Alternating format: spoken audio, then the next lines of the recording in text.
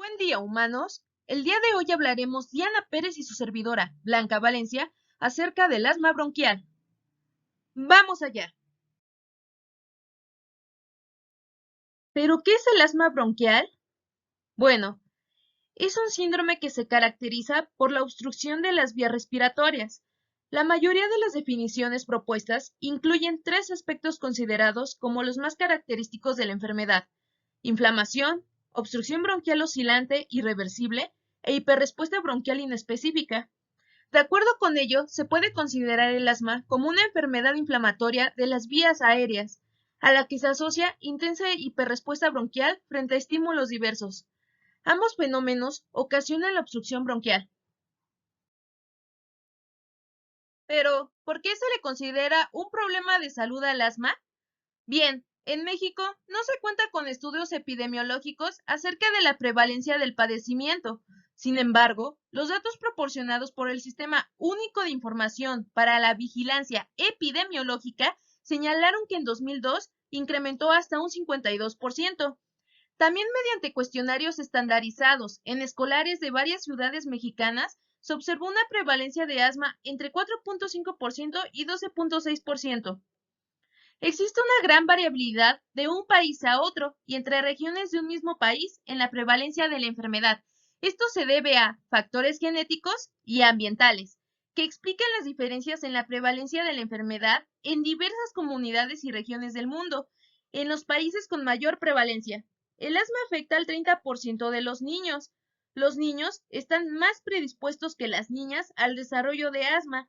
En los adultos jóvenes, la enfermedad afecta más a las mujeres. Esta predominancia desaparece en las personas de la tercera edad, en los que el asma se presenta en ambos sexos con la misma frecuencia. Los niños que presentan síntomas en los primeros 3 años de vida suelen presentar una remisión de sus síntomas en los siguientes 3 años. Los síntomas no se consideran debidos al asma y se atribuyen al hecho de poseer un menor tamaño de las vías aéreas, lo que facilita el desarrollo de sibilancias con las infecciones víricas, fenómeno que desaparece con el crecimiento. Cuando los síntomas de asma comienzan más tarde o en los sibiladores precoces en los que persisten los síntomas más allá de 3 años, suele encontrarse historia familiar de asma, títulos elevados de inmunoglobulina E sérica y sensibilización a alérgenos, lo cual sugiere que su proceso es un asma real y que está relacionada con el desarrollo de atopia. En las 4 últimas décadas se ha observado un aumento en la prevalencia de la enfermedad, dado que en la mayoría de los casos el asma se inicia en la infancia. Se cree que un defecto en la maduración del sistema inmunitario del niño podría favorecer la aparición de enfermedades de base alérgica por predominar la respuesta del tipo Th2. Existen diversas teorías sobre el asma, siendo la principal la teoría de la higiene, la cual propone que la disminución de las infecciones víricas, la menor exposición a sustancias procedentes del reino animal, que son las endotoxinas, y alteraciones en la flora intestinal ocasionada por cambios en los hábitos dietéticos, retrasan la maduración del sistema inmunitario y con ello la tendencia al desarrollo de enfermedades alérgicas como el asma y la rinitis. La vida rural también protege del asma, hecho que se atribuye a que la exposición a endotoxinas de origen animal reduce las respuestas Th2. Factores de riesgo y factores desencadenantes. Les voy a hablar sobre los principales. Antes que nada, el asma es un trastorno heterogéneo en el que guardan relación mutua factores genéticos y ambientales. También se han identificado ciertos factores de riesgo que predisponen al asma. Es importante diferenciarlos de los elementos desencadenantes, que son factores ambientales que empeoran el asma en personas con la enfermedad establecida. Entre los principales factores de riesgo tenemos atopia, predisposición genética, infecciones, alimentación, contaminación atmosférica, alérgenos, exposición laboral y obesidad, entre otros. Son varios los factores que desencadenan la estenosis de las vías respiratorias, las sibilancias y la disnea en asmáticos. Si bien antes se pensaba que era necesario evitar estos estímulos, en la actualidad se considera que cuando estos desencadenan el asma, es simplemente porque no está bien controlada y constituye un indicador de la necesidad de incrementar el tratamiento de control. Entre los principales factores desencadenantes tenemos a los alérgenos. La alergia es el desencadenante más frecuente del asma bronquial. La mayoría de los alérgenos responsables son proteínas procedentes de los reinos vegetal y animal. También tenemos a las infecciones víricas, a los fármacos, principalmente a la intolerancia a los AINES, que es excepcional en el asma infantil, pero puede afectar al 5% de la población asmática adulta. Solo los AINES que inhiben la COX-1 provocan ataques. Por el contrario, los inhibidores selectivos de la enzima inducible COX-2 y el paracetamol son bien tolerados por estos pacientes. Durante los ataques de asma producidos por los AINES, aumenta la producción de leucotrienos cisteinílicos. La anamnesis se va a caracterizar por la presencia de rinosinusitis crónica con poliposis nasal.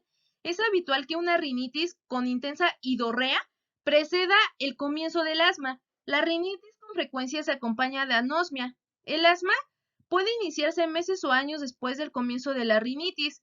Los asmáticos con intolerancia a los AINES suelen sufrir asma persistente moderada o grave. El ejercicio ocasiona broncoespasmo que puede aparecer después de realizar un esfuerzo. La hiperventilación y el esfuerzo están relacionados. El mecanismo responsable de este fenómeno es desconocido. Cuando el aire que respira el paciente es seco y frío, el ejercicio desencadena broncoespasmo más fácilmente. La importancia de la temperatura del aire y su grado de humedad en el desencadenamiento de la obstrucción bronquial ha hecho también suponer que los cambios de temperatura de la mucosa podrían actuar como estímulo sobre los mastocitos, lo que provoca su desgranulación y la liberación de sustancias broncoactivas. Se ha sugerido que los cambios osmóticos producidos por la hiperventilación son los que desencadenan la activación mastocitaria. También tenemos factores físicos, alimentos y dieta, contaminación atmosférica, hormonas y estrés. Otro factor desencadenante es el reflujo gastroesofágico. El empeoramiento del asma se ha atribuido en algunos casos a la presencia de hernia de hiato y reflujo gastroesofágico. También tenemos el asma de tipo ocupacional. Son numerosas las profesiones relacionadas con el asma. El alejamiento de la fuente de exposición y la consiguiente mejoría de los síntomas permiten sospechar el origen profesional de la enfermedad. También se ha mencionado la menstruación y el embarazo. Algunas mujeres refieren que los días previos a la menstruación empeoran sus síntomas. El embarazo puede repercutir sobre la evolución de la enfermedad asmática de todas las maneras posibles.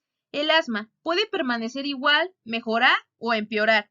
Los mecanismos responsables de la influencia de los cambios hormonales durante el ciclo menstrual y el embarazo en el asma son por ahora desconocidos. Ahora hablaremos sobre la fisiopatología. En el asma se deben de tener en cuenta los siguientes aspectos. Principalmente sería la inflamación bronquial, alergia y atopia e hiperrespuesta bronquial.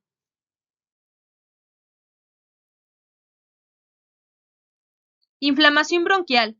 En la inflamación intervienen células y mediadores químicos. Vamos a hablar de las células.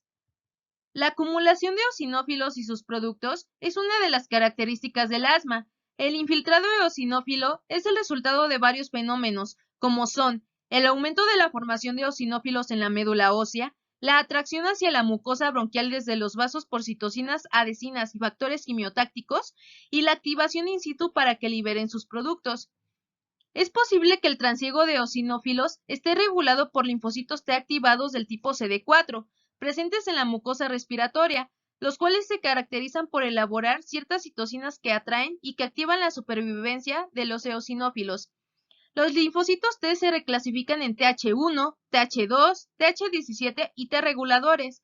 Los Th2 intervienen en las reacciones inmunológicas que participan en la inflamación del asma. La presencia de eosinófilos y mastocitos activados en el epitelio y la luz bronquial ocasionan el aumento de las concentraciones de los productos elaborados por estas células, como son histamina, prostaglandina D2 y leucotrienos.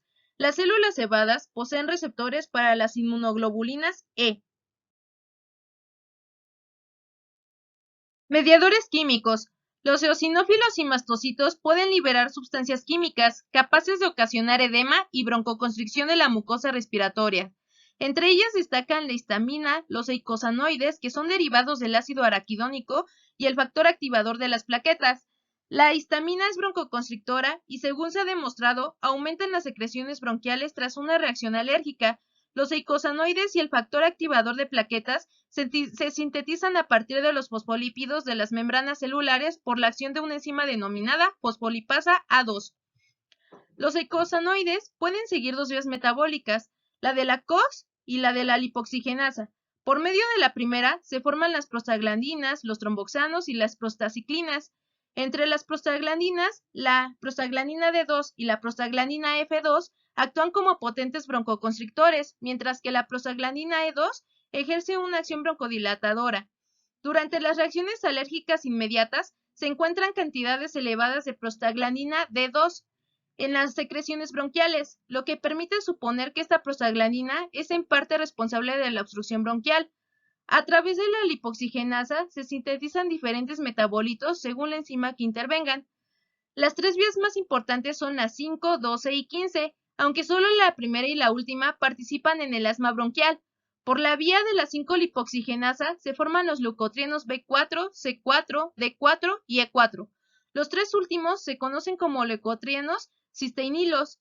El factor activador de plaquetas es un broncoconstrictor quimiotáctico de los eosinófilos, por lo que a su liberación durante las reacciones alérgicas puede ocasionar el reclutamiento de estas células hacia el árbol bronquial. Alergia y atopia. La atopia es una condición hereditaria caracterizada por una respuesta inmunológica excesiva debido a la producción elevada de inmunoglobulina E frente a sustancias del medio ambiente. El asma es una enfermedad con una predisposición genética compleja. Los genes asociados con el asma están en su mayoría localizados en el cromosoma 5, que regula muchas citocinas implicadas en el asma, como son la interleucina 4, la interleucina 5 y la interleucina 13. Se han identificado 5 nuevos genes asociados al desarrollo del asma.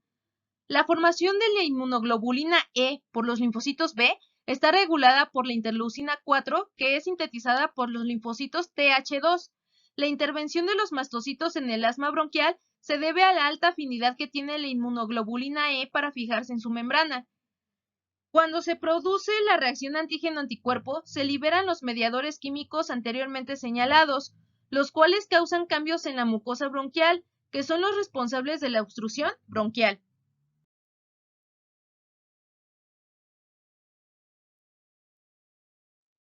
Alérgenos. Los antígenos o alérgenos capaces de desencadenar reacciones de hipersensibilidad inmediata y tardía son sustancias procedentes del medio ambiente, como son pólenes, ácaros del polvo de las casas, hongos, sustancias dérmicas de origen animal y sustancias químicas de origen industrial. Los pólenes son causa frecuente de rinitis y asma bronquial. Por su poder alergizante, destaca el papel de los ácaros, sobre todo del dermatofagoides, que constituye la fracción más antigénica del polvo doméstico. Los alérgenos identificados se conocen con las siglas DERPI y DERPI.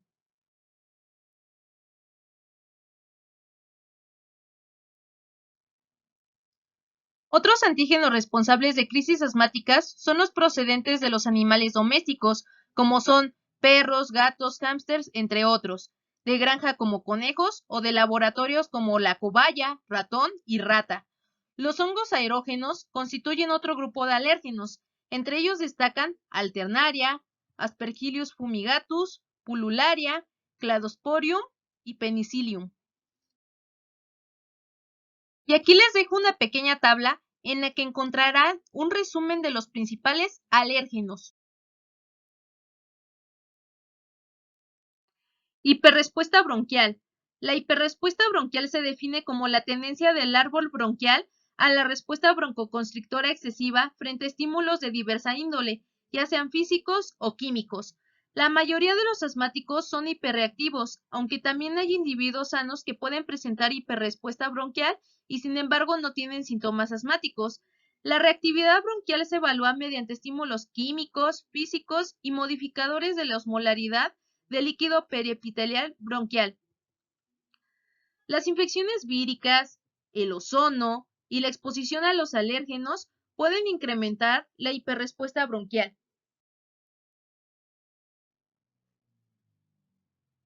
Las lesiones anatomopatológicas del asma son fragilidad del epitelio con tendencia a la descamación, infiltración de este y de la submucosa por células inflamatorias, engrosamiento de la membrana basal a causa del depósito de colágeno en la lámina reticularis, hipertrofia e hiperplasia de la musculatura lisa bronquial y de las glándulas de secreción mucosa.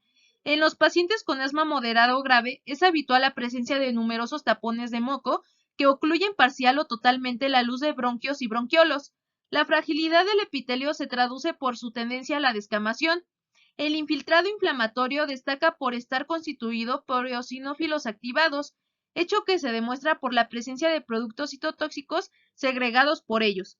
Junto con la infiltración eosinofílica destaca la presencia de linfocitos colaboradores activados y de fenotipo Th2 predominante.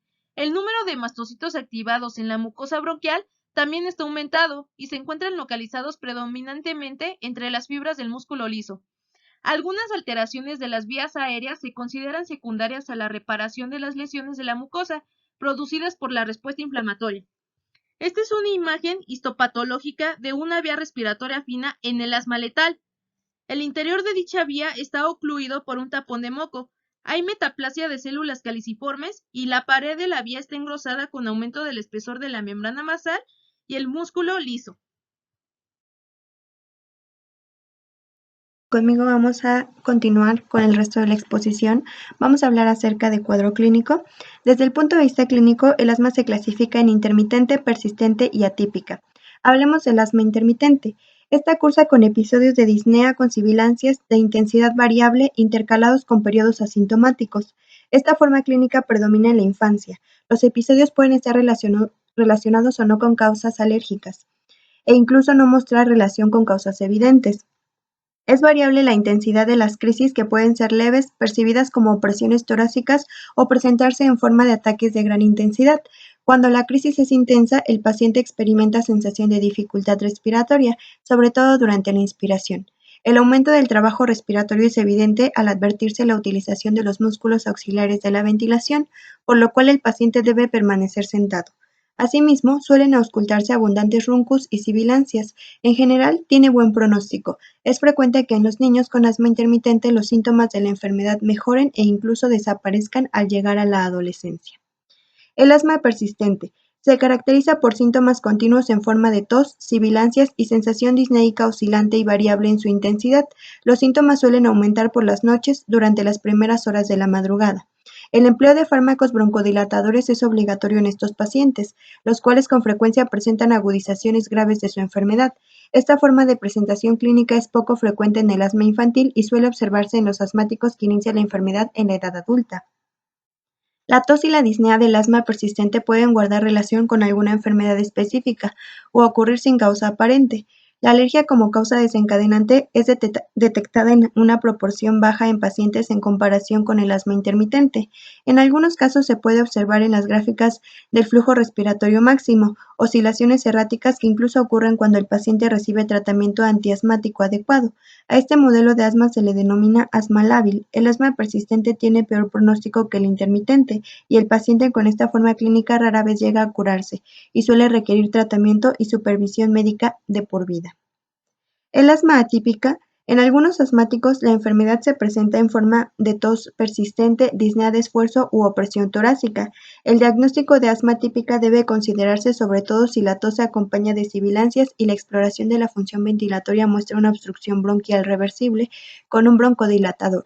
Una prueba terapéutica con broncodilatadores y glucocorticoides inhalados ayuda a discernir si la tos del paciente es o no de etiología asmática.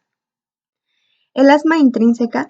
Una minoría de asmáticos, alrededor del 10%, muestra resultados negativos en las pruebas cutáneas con alérgenos inhalados comunes y concentraciones séricas normales de inmunoglobulina E.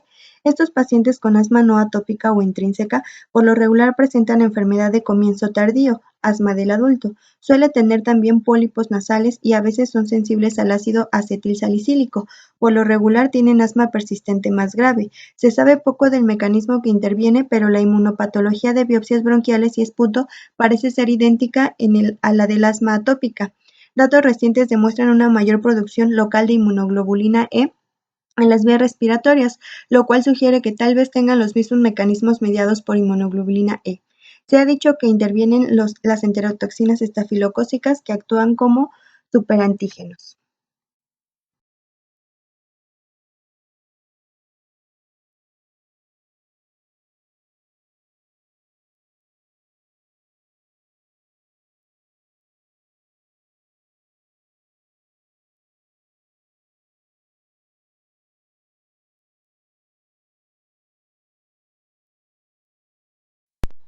Exploración física. Los roncos y las sibilancias son los signos característicos. En las intercrisis, el asma puede cursar con una exploración física normal, aunque no es raro auscultar sibilancias en enfermos asintomáticos. En la mayoría de los pacientes con asma persistente se auscultan roncos y sibilancias. Sin embargo, la auscultación puede ser normal en algunos pacientes que afirman tener síntomas diarios y en los que las pruebas de función pulmonar demuestran obstrucción bronquial. En los asmáticos con agudización grave del asma, la obstrucción es en ocasiones tan acentuada que el tórax puede mostrarse mudo, es decir, no ofrece ruidos respiratorios adventicios. En el asma persistente iniciado en la infancia pueden observarse deformaciones torácicas en forma de tórax de pichón o tórax en tónel.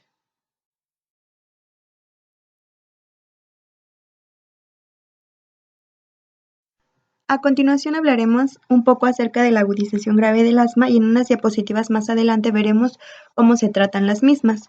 Existen dos tipos de agudización grave del asma de acuerdo con la insaturación de la gravedad del ataque. La forma más frecuente es la subaguda, en la cual el empeoramiento del asma ocurre de manera progresiva a lo largo de varios días o semanas. El paciente presenta inicialmente síntomas nocturnos que le impiden dormir. Posteriormente, los síntomas también se producen durante el día y progresan en su intensidad, hecho que el paciente advierte por la aparición de disnea ante esfuerzos mínimos.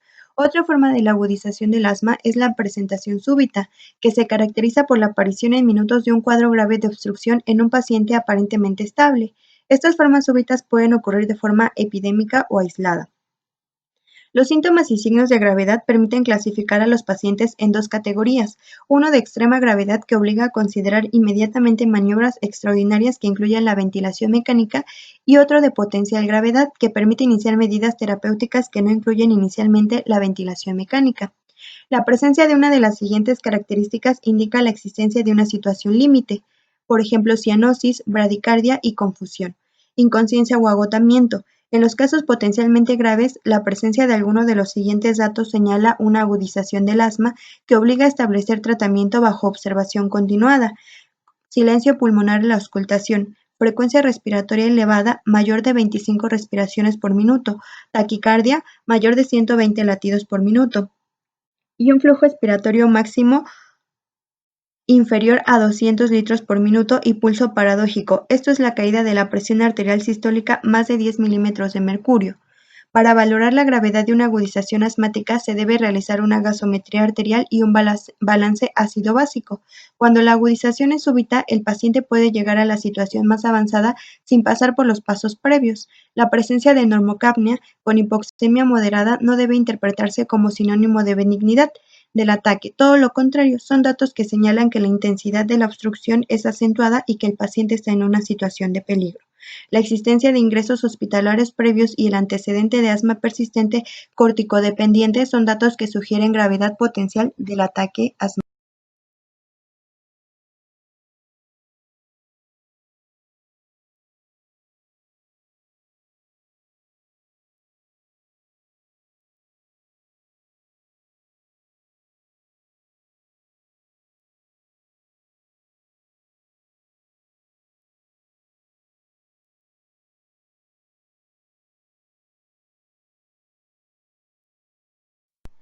Para saber si una persona tiene realmente asma, debemos considerar algunas manifestaciones clínicas como disnea, sibilancias, tos y sensación de opresión torácica. Estos síntomas pueden aparecer tras una infección respiratoria de tipo viral. Considerar los antecedentes familiares es de suma importancia para realizar el diagnóstico de asma, pues la carga hereditaria tiene importancia. La prueba terapéutica con broncodilatadores o corticosteroides sugiere el diagnóstico de asma. En los pacientes con sospecha clínica de asma y espirometría normal, se debe realizar el estudio de variabilidad del flujo expiratorio máximo. Una espirometría obstructiva con test broncodilatador positivo nos sugiere el diagnóstico de asma. La prueba de broncodilatador positivo nos sirve para saber si existen modificaciones en la salida de aire tras dar medicamentos de este tipo. El asma genera obstrucción en los bronquios. Si el paciente realmente tiene asma, se verá una mejora al administrar los broncodilatadores. Si esto no es suficiente, se puede realizar pruebas como la de óxido nítrico exhalado, que se utiliza como marcador de la actividad inflamatoria en las vías aéreas de los asmáticos. Valores elevados señalan un mal control de la inflamación, en especial en el asma eosinofílica. La medición del óxido nítrico se puede utilizar para evaluar el grado de control de la enfermedad, realizar cambios en el tratamiento y evaluar la adhesión del paciente al mismo.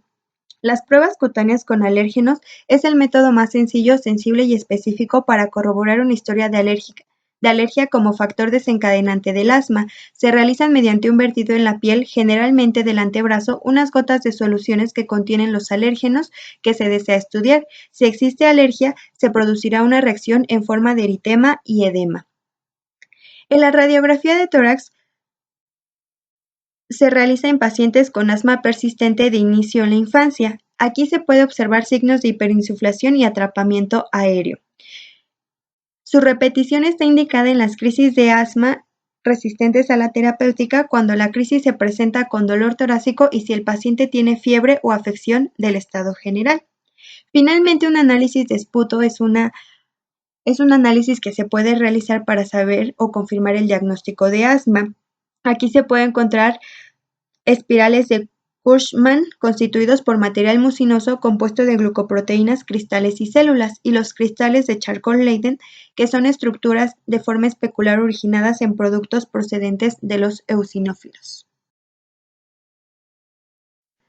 Para aterrizar un poco los conocimientos previos que vimos acerca del diagnóstico, traje esta imagen que resume todo. Recordemos que para poder diagnosticar asma debemos de tener la sospecha de que lo sea. Para esto debemos considerar manifestaciones clínicas como disnea, tos, sibilancias y la opresión torácica. Si el paciente presenta esto, se debe realizar una espirometría con prueba broncodilatadora. Esto nos puede arrojar o un patrón normal o un patrón obstructivo. Si nos da un patrón normal y la prueba broncodilatadora sale positivo, sugiere asma. Si sale negativa es porque tiene un volumen expiratorio forzado menor al 12% y entonces se tendrían que realizar otras pruebas, como la de óxido nítrico. Si el resultado de esta es mayor o igual al 30%, sugiere asma, y si es menor, se tendrían que realizar otras pruebas, como por ejemplo la variabilidad domiciliaria del flujo expiratorio máximo. Si sale mayor o igual al 20%, sugiere asma. Si no, se puede realizar otra prueba, como la de broncoconstricción. Si sale positiva, sugiere asma y si no, se tiene que hacer una reevaluación. Ahora, si la espirometría con prueba broncodilatadora nos dio un patrón obstructivo, puede darnos una prueba broncodilatadora positiva y esto sugiere asma. Sin embargo, si es negativa, tenemos que hacer un diagnóstico diferencial con EPOC mediante una prueba terapéutica con corticosteroides y se debe repetir la espirometría. Si sale que ahora tenemos un patrón normal, sugiere asma, pero si vuelve a salir un patrón obstructivo, tenemos que hacer una reevaluación. La principal enfermedad con la que debemos hacer diagnóstico diferencial es con la enfermedad pulmonar obstructiva. Aquí les traje una tabla de diferencias entre ambos padecimientos. La edad de inicio en el asma puede ser a cualquier edad, mientras que en el EPOC es frecuente en personas mayores de 40 años. El tabaquismo es indiferente en el asma y en el EPOC normalmente lo antecede. La rinitis, la conjuntivitis y la dermatitis es frecuente en el asma e infrecuente en el EPOC. Recordemos que en el asma nos habla de reacciones de hipersensibilidad a factores ambientales. Los antecedentes familiares son frecuentes en el asma, pero no son valorables en el EPOC. La variabilidad de los síntomas está presente en el asma, mientras que en el EPOC no es así. Tenemos una reversibilidad de la obstrucción significativa en el asma, sin embargo en el EPOC es menos significativa y la respuesta a corticosteroides es muy buena en el asma, pero en el EPOC es indeterminada o puede ser variable. Dentro del tratamiento vamos a tratar de cumplir objetivos. Uno de ellos es insaturar medidas preventivas, lo siguiente es tener una buena terapia farmacológica y el tercero va a ser una educación y participación del paciente para que éste pueda cuidarse y pueda minimizar los cuadros de exacerbaciones de asma. Dentro de las medidas preventivas va a ser la eliminación total o parcial de los alérgenos, que sabemos que estos pueden ocasionar cuadros asmáticos, evitar el tabaquismo activo o pasivo y el cambio de actividad laboral en medida de lo posible, claro está. Por ejemplo, si la persona se dedica a ser jardinero y resulta que tiene reacciones de hipersensibilidad al polen o algún tipo de alérgeno que se encuentre en las plantas, pues lo recomendable sería que cambiara su actividad laboral o presentaría cuadros de asma muy repetidos. El control de los síntomas es contemplar las expectativas del paciente y de los familiares, prevenir y tratar los síntomas diurnos, nocturnos y también los del ejercicio. Esto para mantener una función pulmonar adecuada, evitar restricciones de la vida cotidiana y que la persona pueda realizar actividades físicas. También minimizar la medicación de rescate. Tratamiento. El tratamiento del asma se va a basar en si el asma es episódica o persistente. También va a ser de tipo escalonado, es decir, que en el tratamiento vamos a ir de menos a más y si el paciente va mejorando, vamos a ir bajando el tipo de tratamiento. Por eso, en la parte derecha de la imagen podemos ver cómo dice escalón 1, 2, 3, etc. Si el asma que presenta el paciente es de tipo episódico, lo único que se da como tratamiento son beta-2 agonistas de acción corta a demanda del paciente. Sin embargo, si el tipo de asma que presenta el paciente es persistente, se va a dividir en asma leve, moderada y grave. Si el asma es leve, se van a dar corticosteroides inhalados a dosis bajas con beta-2 acción corta a demanda del paciente. Si asciende a un escalón número 3, va a ser considerado un asma persistente de tipo moderado, donde se van a mantener los corticosteroides inhalados a dosis bajas, pero se va a dar beta-2 de acción larga pautados, como por ejemplo el salmeterol cada 12 horas. Si esto no es suficiente, va a avanzar un escalón más y ahora se van a dar corticosteroides inhalados a dosis medias. Cuando el paciente llega a un estado de asma persistente grave, lo que se van a dar o se va a agregar van a ser corticosteroides inhalados a dosis altas más beta-2 de acción larga, con algunos medicamentos agregados como serían el omalizumab, el mepolizumab. Si esto asciende a un escalón número 6, lo que empezaríamos a dar serían corticosteroides vía oral.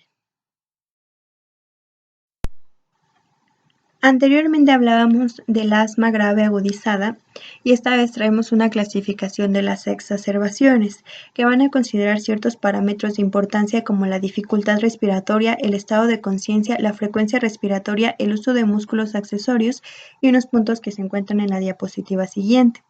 Se van a separar en si es leve, moderada o severa o si es inminente y está en riesgo un paro respiratorio. Esta tablita se las dejo para que puedan hacer más la referencia entre los parámetros y entre si es leve, moderada o severa.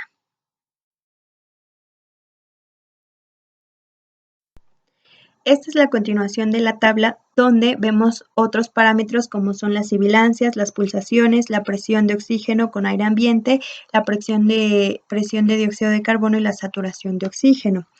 La presencia de varios parámetros, no necesariamente todos, nos puede indicar la presencia de una exacerbación y la clasificación pues la podemos ver dependiendo si va a ser leve, moderada o severa. Tratamiento de las exacerbaciones. Lo primero que debemos hacer es evaluar al paciente, saber si realmente se trata de asma, si hay factores de riesgo para una muerte relacionada con asma y cuál es la severidad de la exacerbación. Dentro de las severidades se encuentra la leve o moderada, la severa y la potencialmente fatal.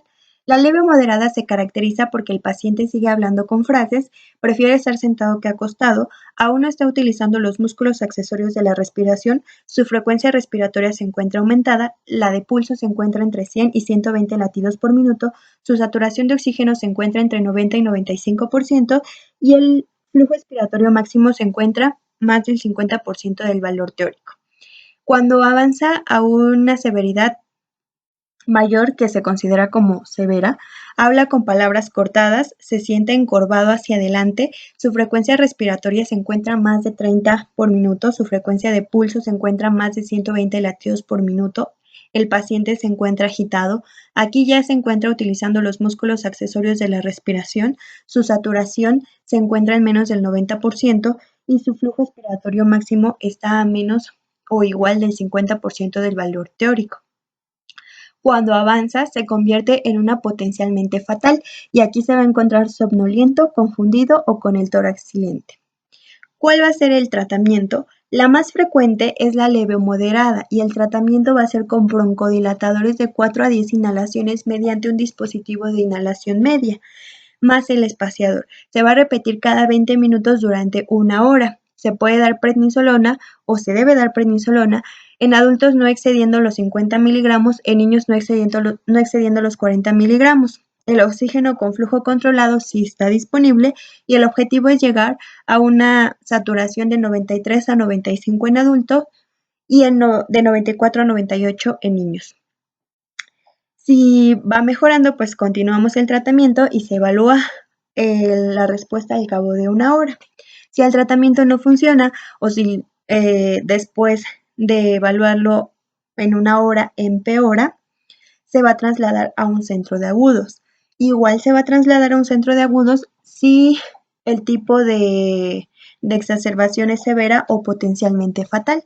Aquí lo que se debe dar en lo que se traslada es administrar los broncodilatadores, pero se le debe agregar bromuro de ipatropio inhalado. Se da oxígeno y corticosteroides sistémicos. Si el tratamiento de la exacerbación moderada o leve funciona, se tiene que presentar una mejora en los pacientes y se debe de evaluar para darlos de alta. Los síntomas deben haber mejorado y ya no se necesitan los broncodilatadores.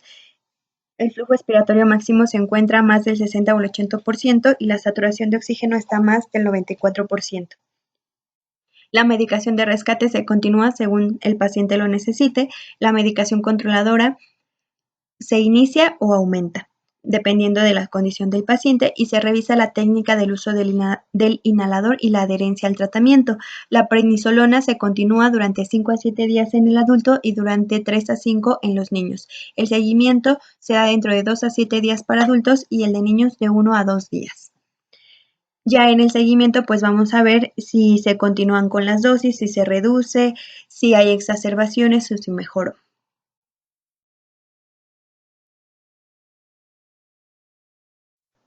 Finalmente, aquí tenemos una tabla que nos muestra las características del asma controlada y no controlada. Cuando hablamos de asma controlada, pues no hay mayor problema, los síntomas no se presentan, las limitaciones, actividades no existen, exacerbaciones no hay, síntomas nocturnos o diurnos tampoco, necesidad de medicamento de rescate tampoco.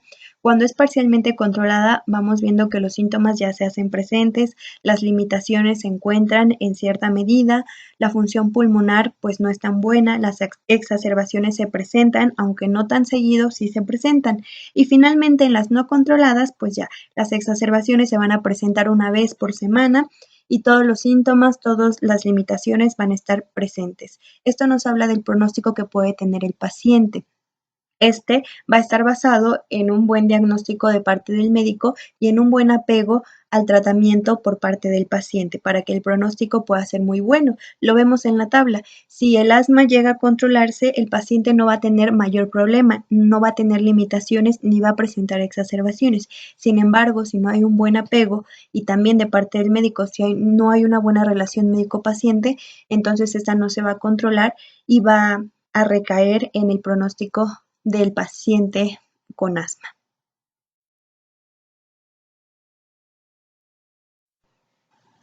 Bien, pues hemos llegado al final de la exposición. Blanca y yo les agradecemos la atención prestada en esta. Esperamos que todos los puntos presentados hayan quedado claros y que ustedes no tengan ninguna duda. Y pues nada, gracias.